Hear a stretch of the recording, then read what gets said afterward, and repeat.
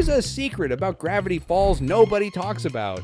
It's not just that it was good, it's how it stayed good. Most shows start strong, lose steam, and by season 3, you're watching an episode where your favorite character is suddenly a background extra while the plot revolves around a talking toaster. But Gravity Falls? Nope. From the gnome wedding in episode 1 to Bill Cipher's last pixelated scream in the finale, this show never missed a beat. And today, we're going to sprint through 10 moments that prove Gravity Falls never got bad. So grab your journal, your grappling hook, and maybe a baseball bat. Trust me, you'll need it. Let's go! It all started with a postcard. No, not one from Seuss's absentee dad. That's a different emotional landmine. I'm talking about the first moment we saw that weird little shack in the woods. Dipper's voice telling us about a sleepy town in the middle of nowhere. That first episode didn't hold your hand. 1 second, you're meeting Mabel, the human glitter cannon, and the next, she's dating a guy who may or may not be made entirely of garden gnomes, and then he proposes with a leaf ring while the rest of his gnome buddies try to kidnap her. That's not just a pilot episode, that's a declaration of war on every safe kids cartoon formula. And that brings us to number 10. The pilot already felt like a finale. Most pilots are awkward, like the writers are whispering, please stick around, it gets better. Gravity Falls skipped that phase. We got instant mystery, instant weirdness, and an actual boss battle with a gnome megazord. No filler, no learning the ropes. Just here's the ropes. Now use them to escape the evil lawn creatures. Right there, you knew this show wasn't gonna get bad because it started like it was already at its peak. And hey, quick break before we dive deeper into the weirdness. If you've been watching this far without subscribing, wow. Bold move. It's like wandering into the mystery shack without buying anything. Stan would personally hunt you down with a price tag gun. So save yourself the trouble. Hit that subscribe button. It's free. It keeps you from missing the next weird video and statistically probably lowers your chances of being kidnapped by gnomes. No promises though. So back to the story. Then the show did something sneaky. It kept adding threats, not generic monster of the week threats, but villains that felt like they belonged in this bizarre little town. And one of them came packaged in a tiny, shiny, overly polite southern accent. Number 9 we have Gideon Gleeful, the child villain who actually works. Look, a lot of shows have kid villains. Usually they're just bratty plot devices, but Gideon, this little psychic con man, was like if Dolly Parton's voice got possessed by a demon who sells timeshares. From day one, he was a real threat, stealing Journal 2, convincing the whole town to turn on the Pines family, and somehow making Stanley sound like a slur. He wasn't just a one-off. His schemes kept connecting to the bigger mystery, and the fact that he's so theatrical made every scene fun. Like, yes, I will watch you evil monologue in a sparkly suit while standing on a chair, thank you.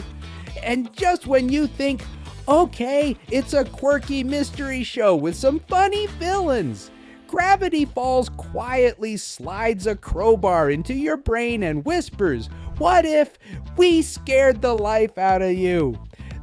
The show's willingness to be scary. Other cartoons flirt with spooky.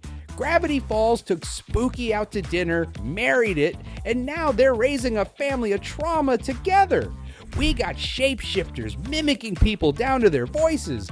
We got a ghost lumberjack turning rich people into wooden statues. We got Giffany, the cursed anime AI girlfriend who could probably still hack your Alexa if she wanted. The scary wasn't random. It made the world feel dangerous, like you couldn't just cartoon logic your way out of it. The danger had teeth, and sometimes those teeth were attached to a mailbox. Speaking of teeth, let's talk about something most shows can't do for more than 2 episodes without breaking everything. Continuity. continuity actually matters. Gravity Falls never hit the dreaded filler swamp. Every fun episode still moved the bigger story forward. Even throwaway lines would circle back in season 2 as huge plot points. The show respected you enough to assume you were paying attention. If you missed a clue, that's on you. And when the payoff hit, oh, it hit. Which brings us to one of the best payoffs in the whole show. A man in a fez. A man with a secret. A man who sold you a fake Sasquatch hairball for $15.99, but was also secretly trying to save the universe. At number 6, why Gravity Falls never got bad. Stan Pines. From joke machine to emotional wrecking ball. We met Stan as a grumpy old scam artist. And then a tale of two Stans happened, and yeah, turns out every fake attraction, every shady deal, every kids go play in traffic moment was all cover for a decades-long mission to save his brother. 30 years of sacrifice, and Ford's first reaction is to punch him in the face. That's not just character development, that's emotional demolition. And here's where I realized the real magic trick Gravity Falls pulled off. It could go dark, and then immediately make you laugh again. Speaking off laughter, at number 5, the show got dark without losing the comedy. Other shows try this and fail. Gravity Falls nailed it. 1 minute you're watching the Pines family fight zombies with karaoke. The next you're dealing with the ethical nightmare of erasing memories to protect someone you love. The jokes didn't undercut the drama. They made it hit harder because the characters weren't just cartoon happy all the time. They were human. And then came the episode. The one that made half the fandom scream, half cry, and the other half immediately start conspiracy boards. Number 4, why Gravity Falls never got bad. Not what he seems. The plot twist that changed everything. For a whole season, Journal 3 was this massive mystery. And then we get the reveal. The author is Stan's twin brother, Ford. Cue explosions, government agents, and the possibility that Stan's been lying to everyone about everything. The whole show shifts. And the pacing? Perfect. They didn't milk it for 5 seasons. They dropped it, let us freak out, and then kept moving. And moving forward meant meeting a certain sharp-dressed triangle who may or may not be watching you through your screen right now. You know his name. At number 3, Bill Cipher's grand entrance. Bill didn't just walk into the story, he exploded into it. Fast-talking, fourth wall breaking, dream-hopping chaos in a bow tie. Every appearance was loaded with hints, jokes, and genuine menace.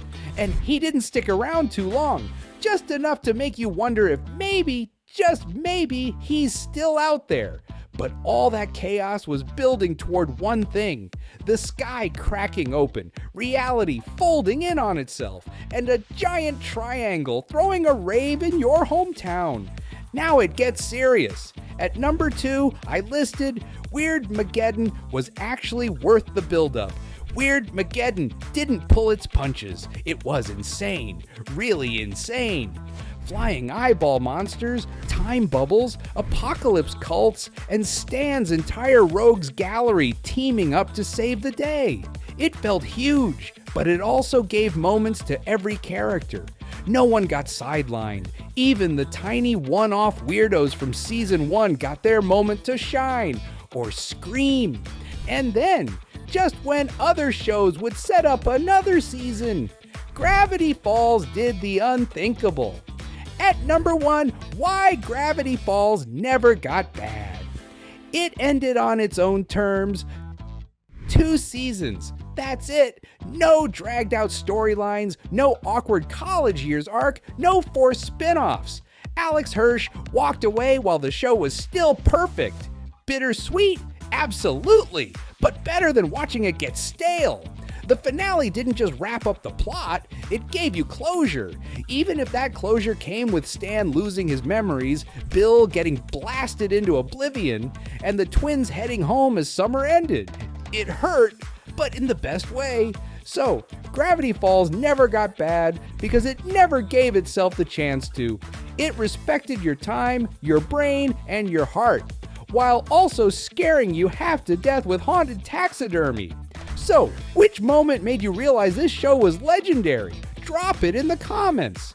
And hey, like and subscribe before a shapeshifter replaces me in the next video. Or maybe it already has. You'll never know.